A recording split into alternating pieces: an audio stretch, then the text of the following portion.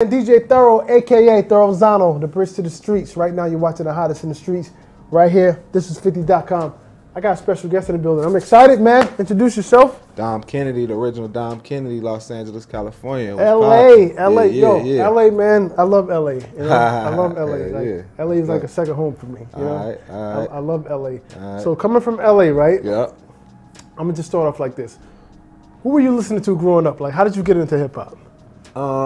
Man, videos. Honestly, music videos was a big influence on me back then. Man. You on TV raps? Exactly. Yeah. My cousin used to have a VHS. Right. My little cousin, somehow he had a VHS of like the top rap videos, I guess. Yeah, and it was like MTV Raps, like top videos or whatever the time was. And a lot of the artists on there, obviously at the time you don't realize it, but a lot of the artists on there was like the classic artists. Like it was like Eazy-E, Big Daddy Kane, Queen Latifah, De La Soul. You know, those are just like a couple of the videos I really remember that stood out that was on the VHS, and we used to watch it over and over and just like study it, you know, vibe to the songs. This is before like video TV shows was out, countdowns and shit, so it was like real dope to like be able to just see the artists do their thing. Like Ain't No Half Stepping was probably the Big Daddy Kane. I remember UNITY, you know what I mean, Queen Latifah, the De La Soul, they was full fighting in the I don't know which one. Which song is that? Was that Me, Myself, and I? Yeah, exactly. Where they was in the cafeteria. Cafeteria, Me, Myself, and I. Yeah. So we used to just watch that, man, and then from there it just kind of spread to like the CD and the radio, and you know, and it was just like a part of your life. So you would gravitate towards like the artists that you kind of, I guess, felt they style the most. Right. See, I'm from New York, but I was fortunate. I had cousins live in Gardena. Okay. So I would always get these tapes from K-Day. They would record the radio, Big Mac Attack, and then that's when I first heard of Dr. Dre. He used to do these. There was a spot called the Rhodium. I don't know if you're familiar with. I know where the swap meet. The swap meet. Yeah, there was these tapes called the Rhodium, and my boy Tony A, who I'm actually good friends with now. Him and Dr. Dre used to do these mixtapes. Oh, okay. So my cousin used to always send me these tapes, and when I go out there, what would be on them? It's just like mega mixing, but what we call now is like, it was 4-track mixing back then. They were doing like they had like 4 songs playing at one time. Like they had Eric Lee's President playing over Run DMC, over LL Cool J acapella. It was like it was crazy. Like you got to revisit that. Being from LA, like it's on. I never heard one of those. You got to hear it. It's on. It's all that shit is on the internet now. You just put in Dr. Dre Rhodium, or just put the Rhodium Swap Meet mixtape. All that shit come up. You know, being from LA, you gotta hear that shit, because that's crazy. And that, in fact, is what made me want to be a DJ. Like listening to those tapes. It didn't even come from here. Not even being from here. It was from the shit over there. Somebody sending the shit from LA, and I'm like, yo, how the fuck are they mixing 4 records at one time? I didn't know it was a 4-track. Like, you know, it's a science behind it. It wasn't like literally 4 tracks. But I said I would like to say LA has a deep history of hip hop, like you know what I'm saying, from the DJ Quick, like you said, Eazy-E, NWA, Dr. Dre, and one of my favorite groups is Compton's Most Wanted. You know, at that time in hip hop, you knew where somebody was by the style of music, by the way they dressed. Like when I from New York, when we was in New York, we used to wear like polo, Timberlands, all that. But when I used to go out there, they had on Dickies and house shoes and white tees. It was like a different. You know, it was different culturally, but the music was still dope or whatever. How do you feel about the current climate of music? Or like, for instance, would someone say you're a traditional LA artist? If that makes sense. For sure, I get that a lot. Me personally, being a traditional, for sure. Maybe even one of the last of the I guess you could say, internet, because you know you can't blame everything on the internet, and it's a great thing. But the internet kind of more so made it a melting pot where everybody could like see everybody's styles and like, you know, not steal, but like pick and choose what they like and then make their own character up. You know, before it was more like true to, like you said, where you were from, where your neighborhood, and you were supposed to be a representation of that for the world. Now it's like the internet make everybody feel like they are part of the world. And then you just like, I look like this, but I'm from so like, you know, it's like a backstory where you from. Before it was like you said, where you from and your style made people be like, okay, put you in that mindset of like that place, you know? And see, that's how I was influenced. Those mixtapes was my internet, you know, because I wasn't actually there, but when they bring them back, I'm like, oh, you hear the music, this is what's going on out there. Like I heard the George Clinton in there and all that. I'm like, oh, they listen to this, they mixing this shit with that. Like Right. I didn't know that being from here because and that all probably come from the house party game, honestly. Right. Like just even hearing you say that, it's like truly what people was listening to, maybe in their cars at their home, right. when they partied, and that's why they would blend all of those songs together. Because right. George Clinton is like a big LA house party. Like my mom loved George Clinton. Everybody, exactly. I think everybody moms had George, some type of George Clinton or James Brown, or Michael Jackson, record, Marvin Gaye. Exactly. Or even a Richard Pryor album in that collection that you used to sneak and listen to, like at some point, depending on where you're at age-wise. But so let's talk about musically. Like, what do you have out right now? What are we promoting? Volume 2. Volume 2. Album, it's been out for a month now. Okay. It's called Volume 2. It's just mostly me, a couple of the homies on there with features, production-wise. J Pounds, Hit Boy, you'll probably know. He did a track called Win or Lose on there. That's what we on the road right now on the Win or Lose tour. Okay. Now you in a group with Hit Boy, correct? Yeah, we got a side little duo joint that we do. Let's talk about that. Courtesy of $500,000. Okay. And that just started with us just vibing and working. You know what I'm saying? I've been working with Hit Boy probably, we did our first song maybe 2011. Right. So it's not new for us to work together. But over the last couple years, I would say he's gotten into more of his artistry. Right. And when we link back up 18, 24 months ago, I would say we started working back heavy again. Right. We was working on songs. I would do a song for me, obviously being solo. And then I was hearing the songs he was making, end up hopping on a couple. And then we just decided to instead of let the worlds collide or blend, we decided to just create something different, you know, where we could just express ourselves and do our music, together too. Okay. We're in the era of independence, and you have your own situation with other people's money. OPM, yeah. Let's break that down. Explain that. I mean, that's been we 8 years in now. Okay. That company was started in 2010. Okay. Was when our first project came out that we actually put OPM on there and started the business, had it all legal. Okay. And it was man, we've been doing the independent game. It's not too many that could say in this era they was doing it longer than us or better than us, And we got artists that's have record deals. We got some, that don't. As myself, I've been independent this whole time, my whole career, never had a contract. Dope. It's a great thing because it teaches you how to be self-sufficient, you know what I'm saying, and how to care to every last detail, which as all artists find out eventually, you're going to have to do that anyway. Do you feel pressured to sign and give up your independence 100%? Nah, never. I listen to all conversations, you know what I'm saying? I'm intelligent when it comes to the business in terms of I don't just have a nah. Some people, they just know to everything and don't listen, don't have that conversation. Right. It just always was the type of partnership and situation we was looking for, and just the things that I was inspired by is the things that I want to continue. I want to see the younger dudes after me and the young people like me that have a business mind that's going to come up to know, man, don't compromise. You know what I'm saying? Don't settle, because I seen Cash Money and Rockefeller and, people that do their thing when I was coming up in the type of situations they had, and I know that's what truly inspired me. It wasn't just being an artist where it's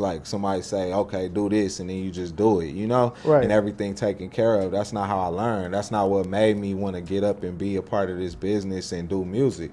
So I got to be true to that. You know what I'm saying? Nipsey Hussle, you and Nipsey, y'all got a lot of history together. They got records. How did you all link up? Man, just kind of being from the same area and knowing a lot of the same people. We almost the same age, in the same grade. So it's being from the same city, you gonna know people. You gonna know people, right? Yeah. So it's I got homies that was went to school with him, and homegirls, and vice versa. You know, we genuinely know people that know each other, and we've been rocking. I first met Nip maybe 2006, I guess, around then. So when he was first putting out his first mixtapes just in the city, and me just hearing it from people around my way, knowing this coming from 20 blocks down, and I'm hearing it, and I'm like, yeah, this is going to work. You know what I'm saying? This is going to work. I understood it immediately. So when we first linked up, it was always a respect thing. And then when we started to get to work years later, and we was we gonna make songs, we for sure was aware of the impact of it, and we talked about it at length, doing more songs and working on album possibly, and just helping each other out, and however we could, because we recognized the fans and the people respond to like when me and him do a song together. The reason why I brought him up because we have all the who I call the leaders of the new school in front in terms of LA. Like we've had J Rock up here, Slim 400, YG, now you. Yeah. Do all y'all collaborate together? Or hell yeah. Because I know at one point it wasn't like that. That's a good question. Like, but we genuinely respect each other and collaborate. You know, it's not even really, honestly, it ain't even about the money or none of that. Like, we see each other out and hang out together. You know what I'm saying? We patronize each other businesses. You know what I'm saying? And do share ideas with each other. You know, so and I feel like that's better because then when it's time to do a song, it's natural. You know what I'm saying? That's where the chemistry comes from. It's from genuinely having things in common with each other. We got artists. J305 is one of our artists. He just put out his single. We got Warren Brew. I don't know, it's a group out of LA. You know, Nico G4, he ride with us. You know what I'm saying? So we got artists. Like my label, we got about 4 or 5 artists. Asia Monet is an R&B singer. We put out her album earlier this year. She was the first R&B act that we took on, female R&B singer. Her album's called Don't Forget. You know, it's out on OPM. So we got artists. We got, you know, if you look at our catalog, if our iTunes account, we got other artists besides me on there for sure. Is there anybody that you haven't worked with that what's your dream collaboration? If you could work with anybody you want. It would probably be producer-wise. You know what I'm saying? Like some years ago, I was working with Timberland a little bit. You know what I'm saying? And we had tossed some stuff, but I would love to make like a really great record with Timberland. Now, flashing back, I remember seeing you on the BET Cypher. With Rage. A minute ago. It was a minute. What was that like? What was the moment? It was dope. It was shot out here in New York. You know what I'm saying? Which is like anybody's dream, you know, or a great scenario. It's like being in a movie, right? You do part of the BET Awards. That's a big deal. And you get to go to New York somewhere randomly. I remember French Montana was there when he was first bubbling up when we shot that, you know. So it was just really dope to kind of like have your name called, I guess, and respected amongst, you know, on that type of level for sure. And the fact that we shot it in New York was like a real dope experience. And if I'm not mistaken, Premier was DJing. Premier was DJing, exactly. Got to introduce myself to Premier. It was all live, like what you see on TV, but in those moments you couldn't imagine, you know, because we all come from writing raps in our rooms and playing around on the karaoke machines, you know what I'm saying, to really being like, okay, this is the camera, do your thing, you know what I'm saying? It's kind of like, it's real. You didn't get stage fright, did you? Nah. You was ready, right? That ain't, video ain't really nothing. So you doing shows? Like, how's your show game? We on tour right now, man. We was at Sony Hall the other night. When was that, Saturday? Who's on the tour? Kaz. Kaz is one of the openers. He signed to Dreamville. J305, one of our artists, and Warren Brew. Nico G4 appearing, but really it's Kaz is the other opener. J305, Warren Brew, Dom Kennedy, Win or Lose tour. We on that right now. We like 5 cities in. We got like 20 more to go, so we gonna be on the road till December 11th. You know what I mean, thugging.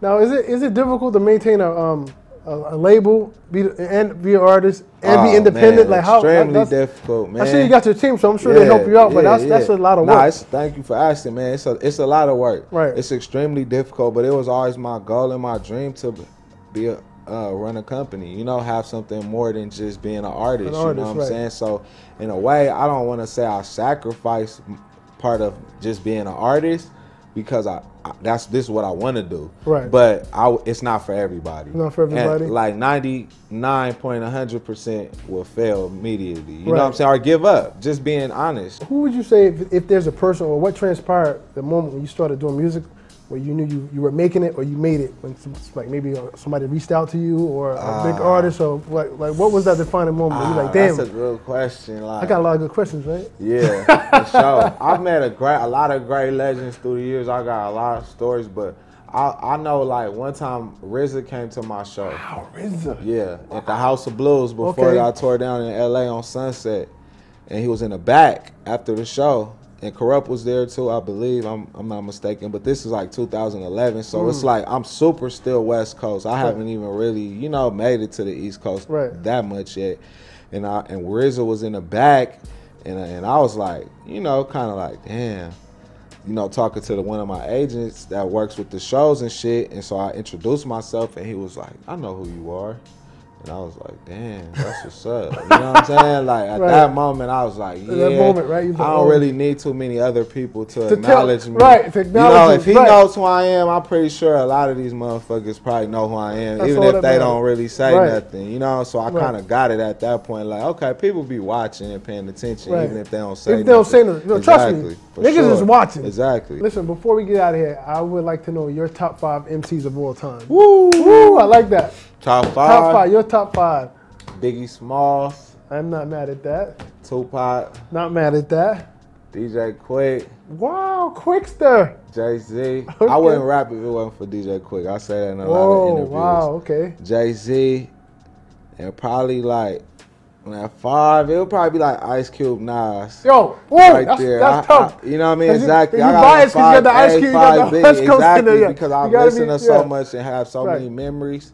But also, I know how great Nas is, and just as an artist myself, having that supreme respect for, you know, how his whole career, but especially, you know, just like his contributions to like the upliftment, the intelligence, and the street smarts in the rap game, you know? I appreciate it. That's a hell of a comparison, because now that I think about it, Ice Cube and Nas are just two of the same people. One is West, but one is East Coast. I'll give you another one. Dog Pound and Mobb Deep. No, you're right. You're right. Damn near the same thing. I'll give you another one. South Central Cartel. their name is Havoc and Prodigy. Like, a lot of people don't know that. Damn, I didn't know that. I don't know that much about South Central Cartel. Their name is Havoc and Prodigy. I sat back and being a fan of both and like really understanding Mobb Deep music and also being really understanding, obviously, I feel like I'm a part of the Dog Pound on the low. But I've sat there and been like, damn, this is almost like the same thing on just two different sides of the world. But like first CDs is damn near the same CD. What they talk about, everything is damn near the same shit. It's amazing though. That's the power of rap. Who are you riding to what's in your car right now? If I get in your car, what are we listening to? Man, it's probably something old in there, man. I'll be making so many songs. Like if I'm listening to something like the album I liked last year, I liked 2 Chainz's album last year. You know what I'm saying? But most of the time, honestly, it's going to be like, I'm going to have an All Eyes on Me CD laying in the back or something. Like, I still got CDs, dog. Like, me too. I ain't going to lie. Like, if I like your album, I'm going to really play it. I'm going to try to figure out a way to have one so I can play it a lot. If it's just a song here and there, I mean, I hear that whenever I hear it. But if I like your music, I'm going to still, you know, play the whole thing. I'm going to still try to figure out a way to have it. You know what I'm saying? And where it's like I got a physical version of it, you know.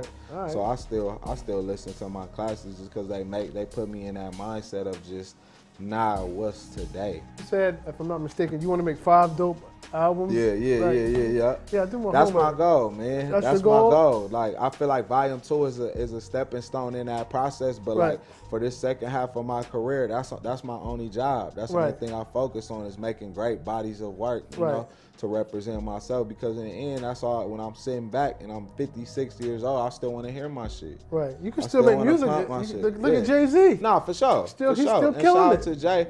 I don't really plan on rapping like that. You know what I'm saying? For real. I'm just being honest. People say that, but I want to be able to play my... No, for sure. And there's other ways to do things, you know? And I think, truth be told, that's one of the reasons why so early on I wanted to be a part of the business and have artists, because I want to see them flourish as well. I want to listen to their CD and be excited just how I listen to my CD, because I know, like, man, let the 25-year-old nigga say something to it. You know what I'm saying? I was 27. Like, when I'm not 28 no more, it's somebody 28. Let's hear what they got to say. When I'm 30, this what I had to say. When I was 23, this what I had to say. You know what I'm saying? You gotta be knowledgeable of that, like, because it's like, world keep moving, man. I want to get your perspective on something. Only in hip hop, for some reason, we have this age barrier, as if we're playing sports. So like when people say, "Oh, he's 40 years old," but we're not playing sports. Exactly. It's mental. So technically, the older you are, the more knowledgeable you are. It's like the winning thing and this and that, and it's like, you really. It's the competition is with yourself. The competition is with yourself. If you might. It's crazy, but it's like, people give up, and it's like it's somebody out there that's, you know, maybe you wasn't the 20-year-old superstar, but you might really be the dude at 42 to really have something to say. It sounds crazy though, where it's like, you might put out an album like Ray Charles or something or whatever, where it's like it changes the game. Let me give you a point in case. Yep. And he's not a lyricist, but Lil Duval, he's the number one record in the country. Right. 41 years old. Right. Exactly. For what it is. Exactly. That don't happen. And a lot of people, I think, they be so caught up in that, like, oh, I'm not the newest, hottest, teenager to do my thing. It's like, really, that don't matter. Like you said, you just need that one dope record that's about what you about at that moment. At that moment, you know what I'm saying? And really set it off, and people can understand that. It's not about like what you not. It's about what you are, and what you got going right now. Right. But yeah, hip hop in the way it's set up, it's like, it's kind of conducive to the young, crazy character. It's young, you know what I'm saying? And especially with the internet. Like, if we're just going to keep it all the way 100. No, it is. You're right. It's the internet is conducive. And as we know, like, when you were intelligent or when you didn't live through shit, like, you're not in this just to be doing goofy shit. Right. Yeah, and exposing yourself. So I think that's what kind of shies, some of the mature, more intelligent MCs from doing it is because they don't see no way to be themselves and to get the recognition Damn, I didn't think about that they deserve. But I've had this conversation with guys that I know from LA that's dope and this and that, and I'll talk to them and they'll explain to me, like, and that's what kind of gave me the insight to say, like, okay, I understand that perspective. I don't agree with it, but I understand it, and that's truly what it is. It's because it's like, they don't want to compete and they don't see how they could, you know what I'm saying, with people that's just doing stuff with no skill in their eyes, but just for the attention and the numbers and the clicks. And it's like, how do they compete with that? I don't have that answer, but I know if you really wanted to do it, you wouldn't shy away from it. Have you ever felt pressure to do something outside of maybe, your lane to fit in, so to speak? Nah, not at all. Not at all? Okay.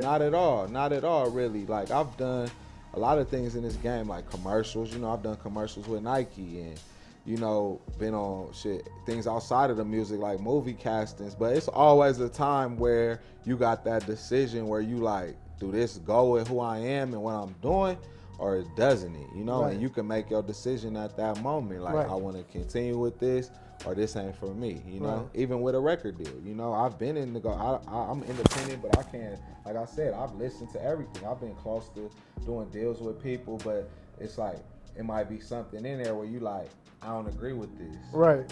And that's what it comes down to. It's not the money, it's not the opportunity. It's like, if it's something in there where it's like, my heart, I can't explain this, or I don't feel good about this, or I feel like I'm compromising, then it's like, so basically, sold not for sale. It's like, I'm not rocking with it. All right, I get it. So Dom Kennedy, before we get out of here, how can people follow you? How can they get in contact with you? Dom Kennedy, man. Dope is Dom on Instagram. All right. You know what I'm saying? And on Twitter.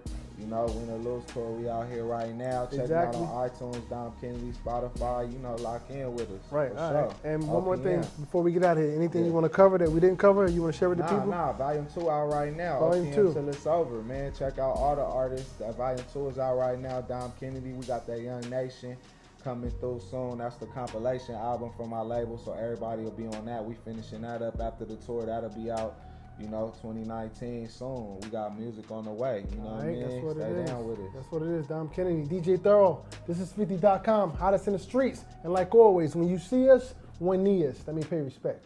Hey. Yeah.